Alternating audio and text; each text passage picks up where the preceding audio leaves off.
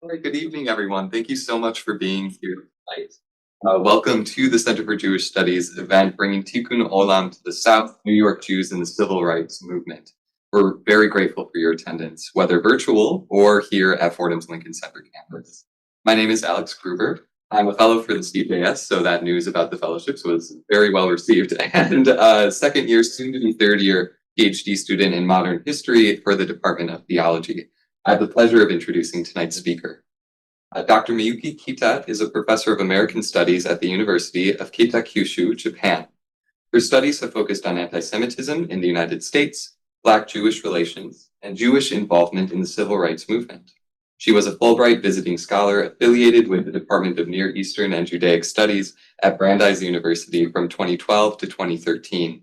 Dr. Kita also served as a visiting scholar at Queens College, City University of New York, from 2018 to 2019. Tonight's lecture is part of the Center for Jewish Studies New York Public Library Fellowship, for which Dr. Kita has a fellowship. The Center for Jewish Studies deeply values its collaboration with the New York Public Library and particularly the Dora Judaica Division. The CJS is also profoundly grateful to the Knapp Family Foundation for their crucial support of the pilot program that brought scholars to the Fordham-NYPL Fellowship for a full year. Finally, thanks go to the Pickett Family Foundation and its dedicated advisory council for the CJS for their steadfast support of this fellowship program over the years.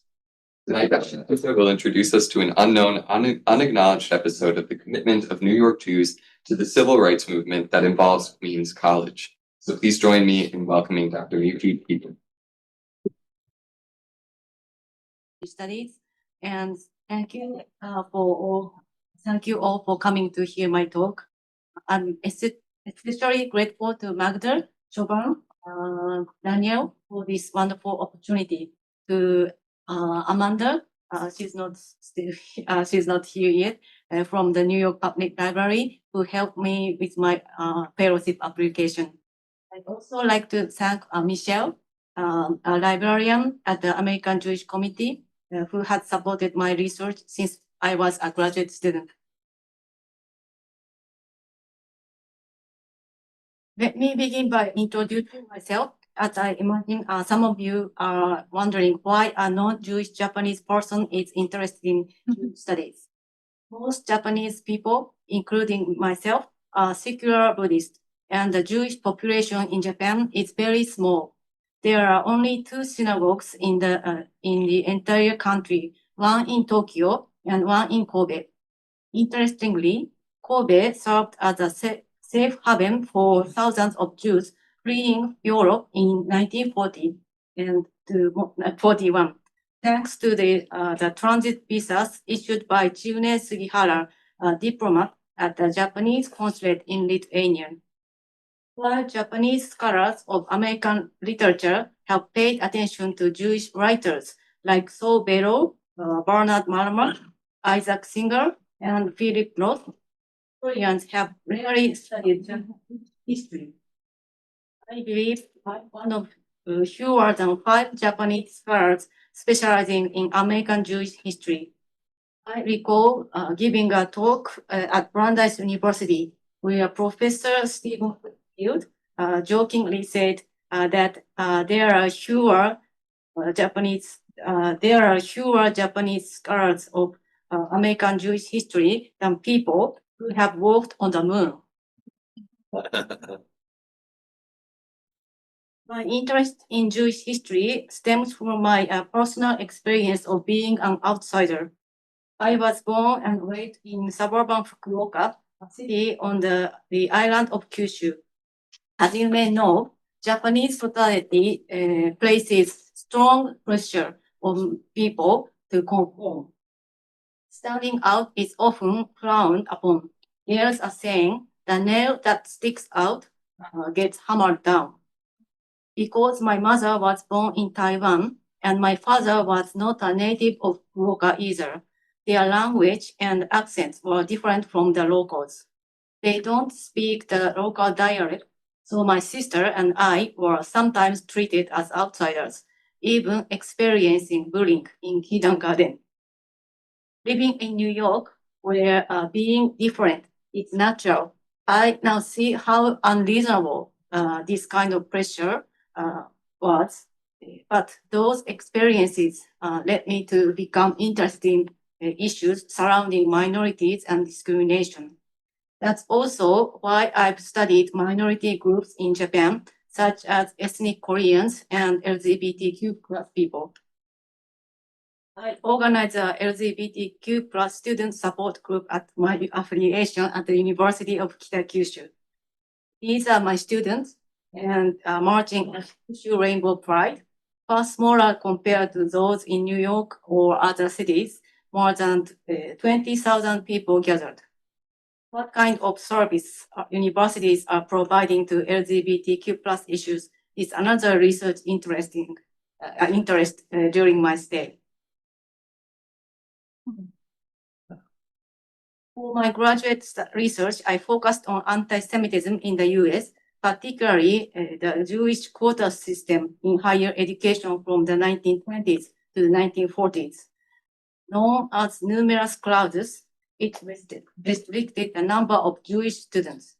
I chose this topic because it was a particularly severe form of anti-Semitism in the US, which didn't exclude Jews legally, but socially and economically.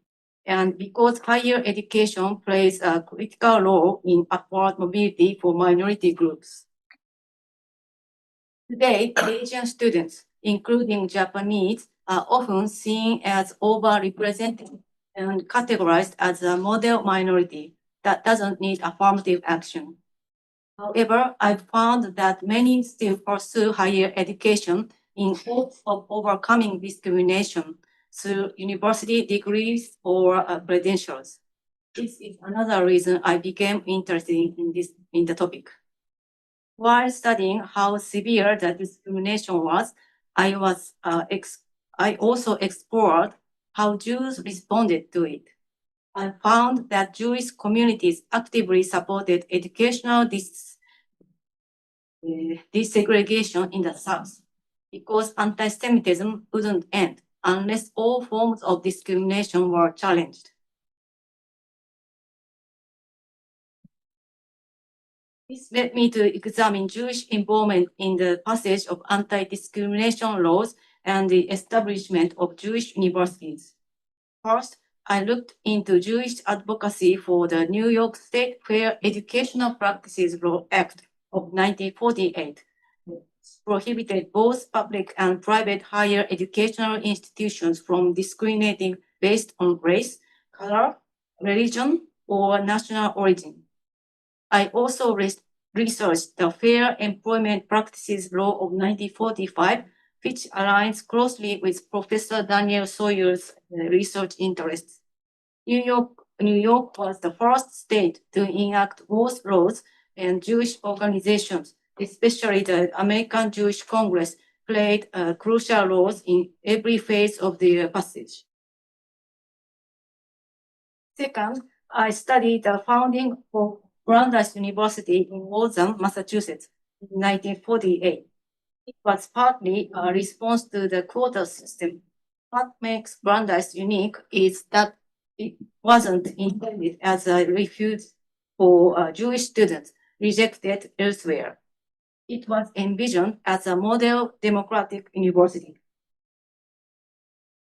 Though largely funded by Jewish philanthropists, Brandeis never limited admission to Jewish students. From the beginning, it welcomed African American students and faculty and rejected all forms of quotas. I also examined Jewish support for key desegregation lawsuits, not only Brown versus Board of Education, but also earlier graduate school cases like Sweat versus Painter, 1950, and McCollin versus Oklahoma, 1950. Well, Jewish organizations such as the American Jewish Committee, the American Jewish Congress, and the Anti-Defamation League supported these efforts by filing a brief and funding the law test, which demonstrated the psychological harm segregation inflicted on African American children. Alongside the research on the founding story of Brandeis University, I reviewed its student newspaper and found extensive faculty and student involvement into the civil rights movement.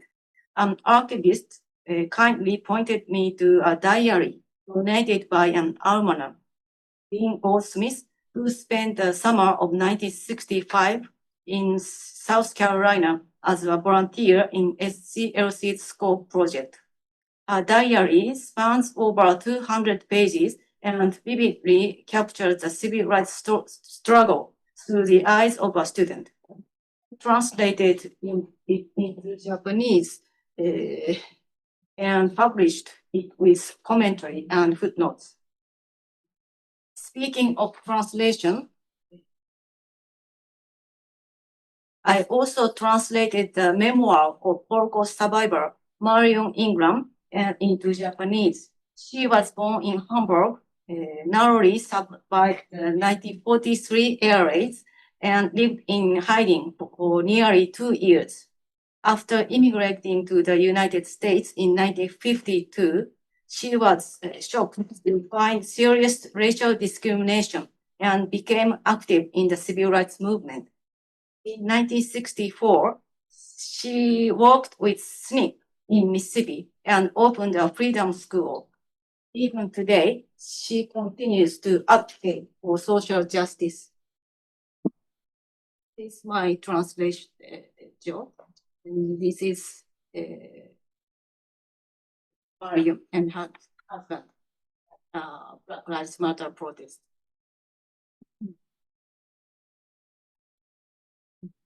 This led me to research the involvement of the lesser-known Jewish student activities in the civil rights movement. I met Mark Levy, a former civil rights worker and Queens College graduate, at a Schomburg Center workshop.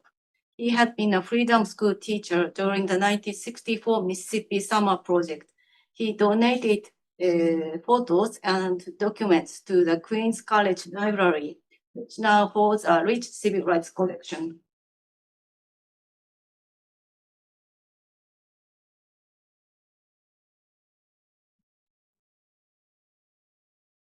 One of them was Andrew Goodman, a Queens College student who gave his life for the civil rights movement in Mississippi in 1964.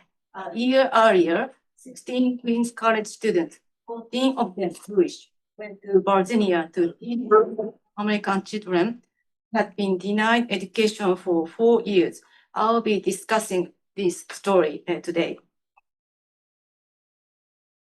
As a Fordham, New York Public Library Fellow, I have shifted focus slightly, looking at Queens College, a part of CUNY, often called Proletarian Harvard. I became interested in the intersection of the labor movement and civil rights movement. Many students involved in the civil rights activism were secular and not especially conscious of their Jewish identity.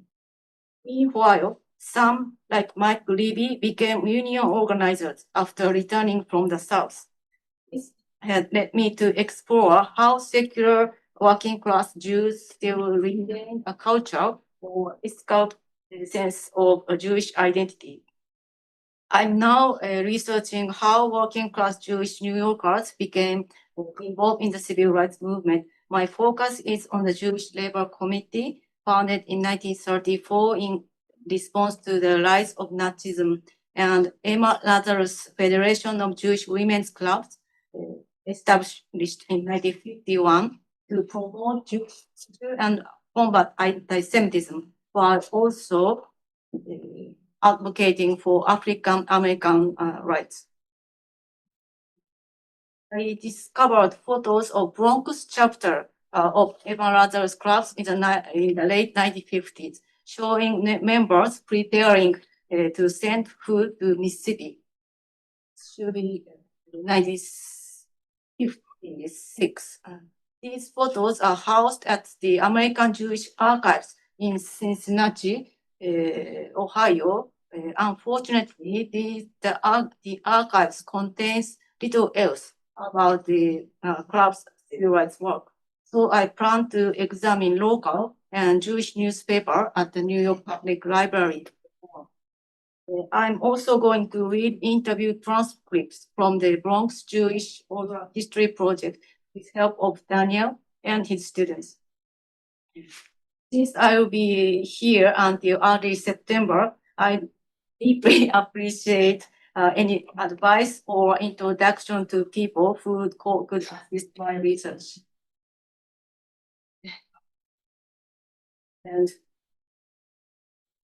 from now on, I'm talking about my main. This is my main topic. Bringing the title of my talk is bringing Tikkun Olam to the South, the New York Jews in the Civil Rights Movement. Tikkun Olam means repairing the world rather than covering all. Repairing the world rather than covering all of New York. Today, I'm focusing on the students of Queens College. For 7 weeks in July and August of 1963, 16 students from Queens College, City University of New York, actually 14 out of whom were Jewish, stayed in Prince Edward County, Virginia, and provided free tutoring service to African American children.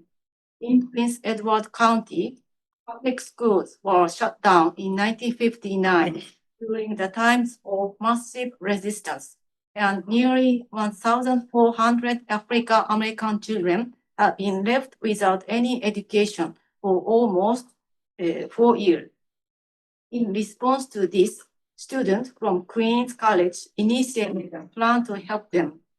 Virginia Student Help Project became the first instance in which a group of youth from outside the South stayed in an African American community to provide supplemental education to local children. Also, partly as a training for Virginia project, students began tutoring service in South Jamaica, a predominantly Black neighborhood in Queens, since the spring of the same year. This effort eventually continued until the late 1960s. Today, I try to shed light on these unknown and acknowledged episodes. Andrew Goodman, who is one of the 3 civil rights activists who were murdered during the Mississippi Freedom Summer in 1964, and remembered as a person who dedicated his brief life to social justice, was a Queens College anthropology student in 1963. I believe Goodman observed what his fellow students were doing and was encouraged to commit to the civil rights cause himself next year. By examining this, I will showcase a New York Jews' impact on civil rights in the city and beyond the border of the city as well. Even before going to Virginia, Queens College students had been well prepared to launch civil rights projects. Queens College is located in the large Orthodox Jewish community of Kew Garden Hills, which includes numerous kosher restaurants and supermarkets and multiple Jewish bookstores. Because it is primarily a commuter school, it has accepted numerous Jewish students since its foundation in 1937. In the 1960s, most of its students were Jewish. Several of their parents or relatives had survived the Holocaust and felt a deep, visceral commitment to social justice, which was passed on to their children. Moreover, their possible involvement in labor activism in the early 20th century might have encouraged their children to actively participate in civil rights causes. In fact, as far back as 1960, the Queens College chapter of the NAACP had the largest number of members among all the universities in New York City. It often hosted lectures by notable African American scholars and activists, as well as exhibitions on African art. Off campus, it organized pickets outside Manhattan Woolworth stores to express solidarity with Southern student sit-ins against segregated lunch counters in Greensboro, North Carolina. In addition, students and alumni who were already in the civil rights movement, encouraged students to get involved.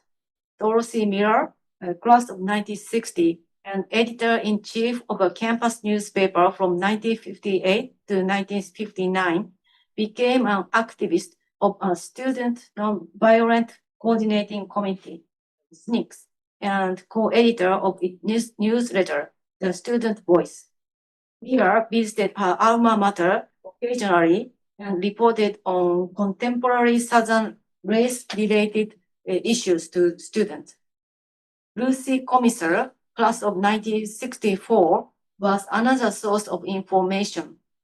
She took a leave of absence from school in 1962 to 1963 and served as the editor of the Mississippi Free Press in Jackson, Mississippi. Commissar wrote a column in the Queens College Students newspaper and often reported on events from the South. Encouraged by these colleges' uncompromising commitment to social justice, the Virginia Student Help Project began. Prince Edward County was a focal point in the fight for racial equality in education. In 1951, Barbara Jones, an African-American high school student, led a student strike for improved schools. As a result, a lawsuit was filed, which became one of 4 cases on which the historic Supreme Court judgment for Brown versus Board of Education was delivered in 1954. Although Brown declared racially segregated public schools unconstitutional, many schools still failed to integrate. In 1958, Harry F. Byrd, U.S. Senator of Virginia, called for a strategy of massive resistance. And in 1959, Prince Edward County shut down its entire public school system rather than obeying the desegregation order.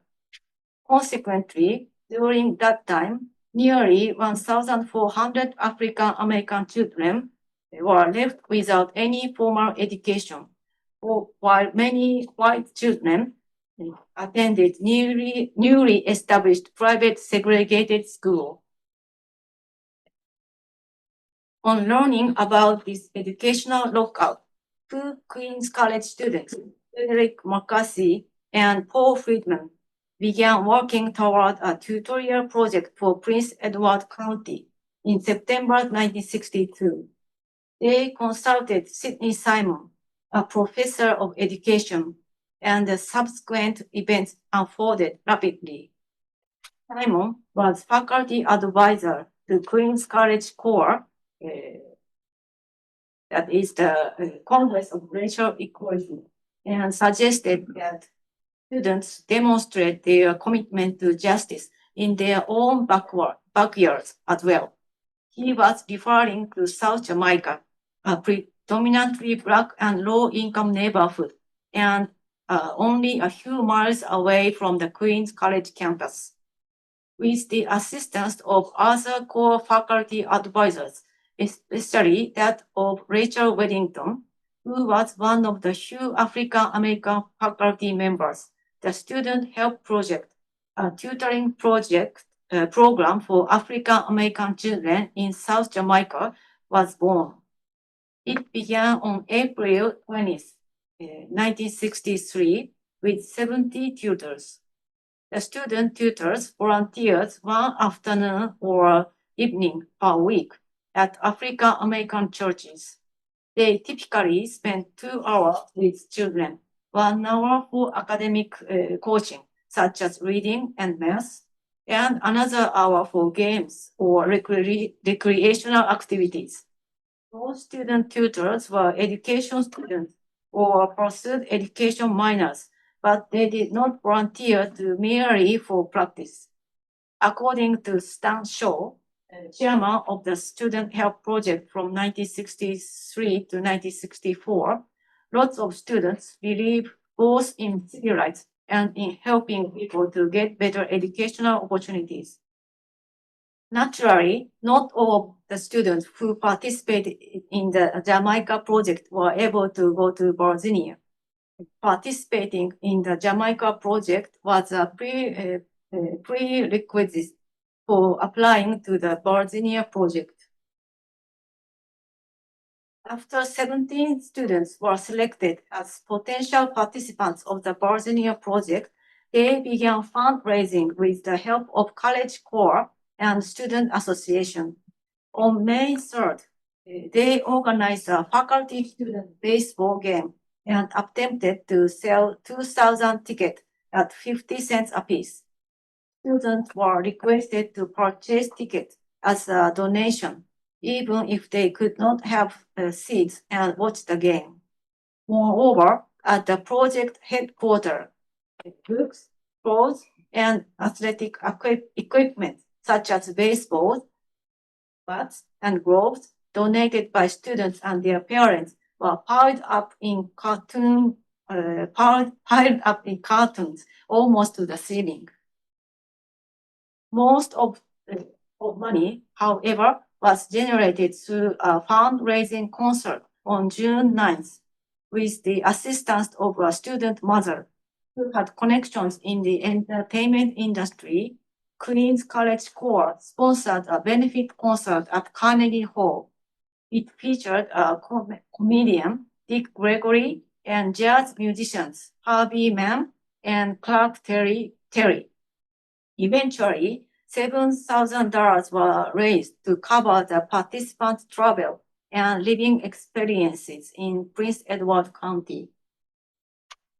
On July 13th, 1963, the first group of students traveled to Farmville, Prince Edward County seat, and the second group followed soon after.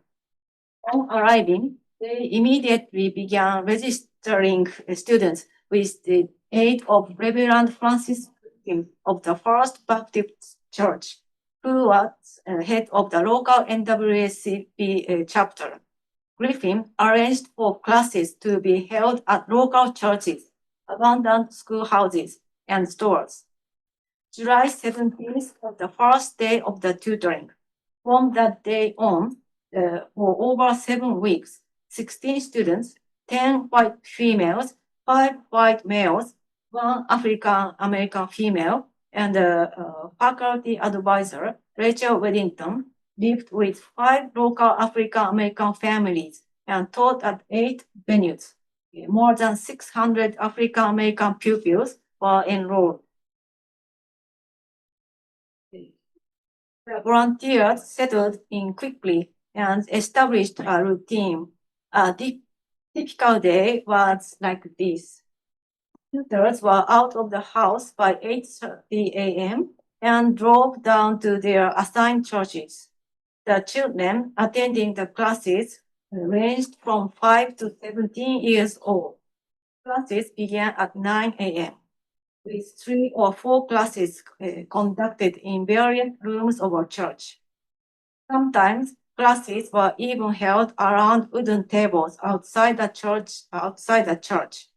Lunch, prepared by local families, arrived at noon. From 1 p.m. to 4 p.m., tutors supervised recreational activities such as swimming in Prince Edward Lake, playing golf, and dancing. And by 4:30 p.m., they were back home. Dinner was about 5:30 p.m., and tutors spent the evenings planning the next day's on the porch or in front of the television. Wednesday was church night, and tutors usually attended Griffin's church. Although volunteers were well prepared with teaching materials and tutorial techniques, tutoring the local children was not easy because some of whom had never experienced formal education.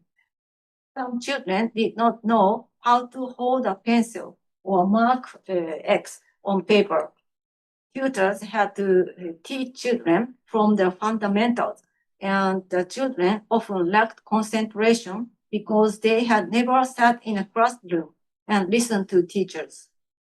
However, in general, the children were eager to learn. The volunteer, Michael Wenger, recalled that his 10 students, all of them children of sharecroppers, would be waiting for him outside of the school building when he arrived just before 9 a.m.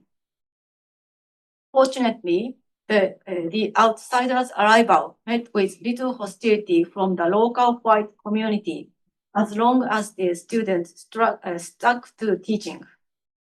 Around that time, in Prince Edward County, there was an uneasy atmosphere because field workers from SNCC arrived and began training of local people for marches and sit-ins in downtown Farmville. However, as Queens College students were told not to participate in any of these activities, they were able to stay safe, although some local white teenagers would attempt to intimidate them. Overall, the summer in Prince Edward County was a life-changing experience for the volunteers.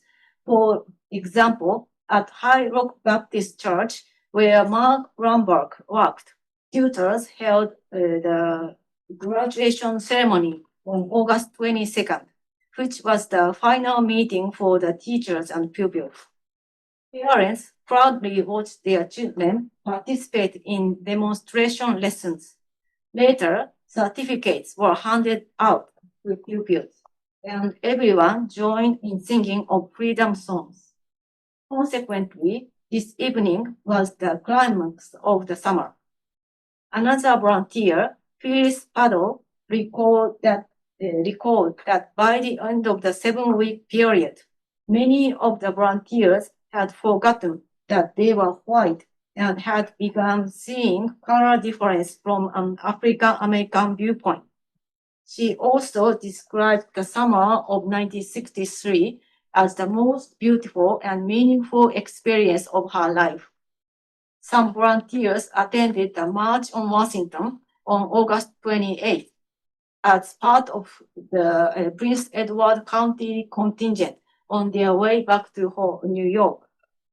Thus, the Virginia Student Help Project by Queens College was the first instance in which a group of youth from outside the South stayed in an African American community to provide supplementary education to the local children. It consequently served as an important template for the Mississippi Freedom Schools that were launched as part of the Freedom Summer in 1964. SNCC staffers who had stayed in Prince Edward County in 1963 observed the tutoring and invited Professor Weddington to the initial planning meeting for the Mississippi Freedom School in March 1964. The conclusion. The final task of the volunteers was cleaning up Morton High School, which was the site of a student strike in 1951 and had been shut down for more than 4 years. Since the school had been padlocked during this period, there was dust all over and rodent droppings were everywhere. A calendar on a teacher's desk was showing a day in June 1959. The reason why the volunteer had to clean the school building was to prepare the pupils for the start of the school in September.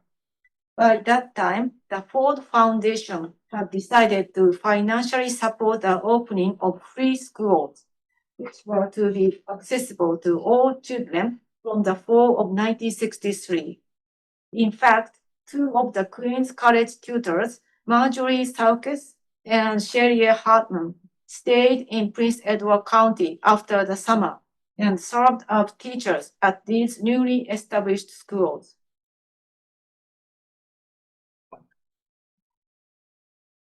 It is noteworthy that the Virginia's project became the backdrop for Andrew Goodman's story.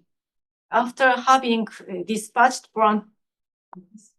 volunteers to Prince Edward County, the South Jamaica Student Help Project continued and gained more participants. In the fall of 1963, over 220 students had volunteered in the program. In the meantime, Queen's College Corps itself attracted new members and became a larger organization. Its meetings typically included over 100 people, and its events, such as Freedom Week, a week-long campaign of speeches and fundraising, were attended by many students. Actually, it was during Freedom Week in April 1964 that Goodman signed up for the Mississippi Freedom Summer. Nearly 10 students and alumni had planned to participate in it. A Virginia Project participant remembered that because prospective Mississippi participants were anxious to hear about the situation in the South, those who volunteered in Prince Edward County shared their experiences with them. Then, less than 2 months later, Goodman, along with Michael Schwerner and James Cheney, were brutally murdered near Philadelphia, Mississippi.